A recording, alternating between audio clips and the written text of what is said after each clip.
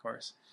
And all right, so I mean, you can use sugar, I guess, too. You just if Sure. you choose to use sugar, you just find a recipe to make sugar water for it. Shouldn't be that hard. But we've always used honey, so all right. It's next. Okay, so this is usually my job. Yep. Kimberly called me up today when it got to that part. She said, John, this is your part. Like, oh yeah. So we have our canning jars, and if you're using canning jars that you've used before, you might want to boil them out, right? Okay. And then let's see.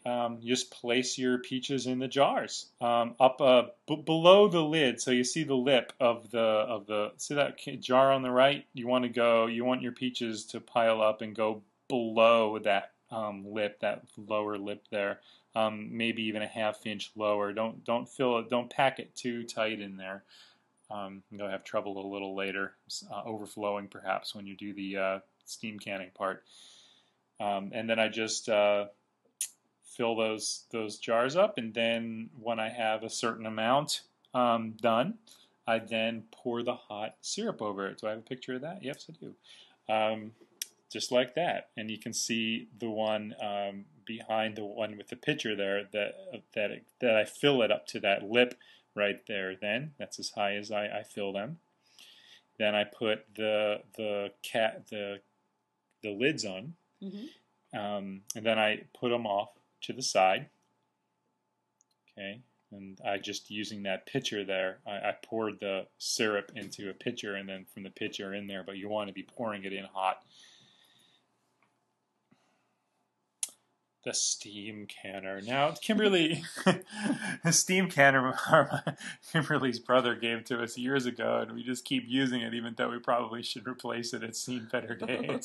What else can you use? Sometimes people have written in, it's like, oh, good, you're using a steam canner. You should use something else, or I don't know. What are the options? Well, I know about steam canning, and then you can also use a boiling water canner where the water's in the bottom part, and you actually put the jars into boiling water and can that way.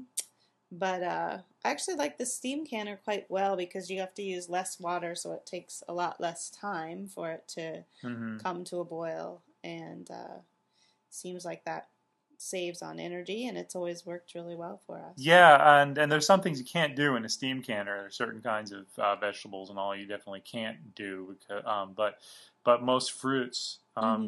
And your steam canner, whatever you get, will come with instructions. And this particular one for a quart of peaches instructs us to put it in there for 25 minutes once it really starts steaming. And you know it's steaming, that little hole there below that yellow sticker. It'll start puffing out of there like a steam engine locomotive or something. And then I set the timer 25 minutes. I know that fits about 7 jars of those peaches. So you're going to know your own canner and what the instructions are for that. Okay. Oh, they're good. There's a picture of it coming out when it's finished. So you won't have any problems if you just follow those directions about how far to fill it up with the syrup. You won't have any overflowing problems. But if you put too much, it can start bubbling over and bursting out, and it can kind of get messy. And then I have a little towel over to the right. You see a little blue towel, and I've got a canning. You can get a canning supply store or even a thrift store or something, like a little. They make them especially to take jars out of canners. Canners. They're called canners. No, take the jars out of the canner. Right, take the jar out of the canner. Right. I don't know where I got that thing. I think at the thrift store. The thrift store, but before I had that, I just kind of put a towel over it real quick and move the jars back and forth. I mean, you make do with what you have. We always just make do with what we have. As you see, we don't really have much fancy equipment or fancy kitchen or anything. And in this shot, you see some mismatched can sizes and lids and everything too. Anything you can think of to say in relation to that? Or? They just look really beautiful when they're done, don't they? And so there they are, and the towel there, and that's what it looks like right now. The scene I'm looking at over on the other side of the kitchen looks just like this, except the toaster is a lot dirtier in real life. any let's see, and that's pretty much all. They'll start. What about pinging? Like in the how you know if they're Well, when they seal themselves, you'll hear kind of a pop sound or pinging sound. That's the lid sealing on. So you can also tell that they're sealed by pressing on the top. And if they're sealed, there won't be any movement. But if they aren't sealed, they'll kind of still bounce up and down when you press on the lids.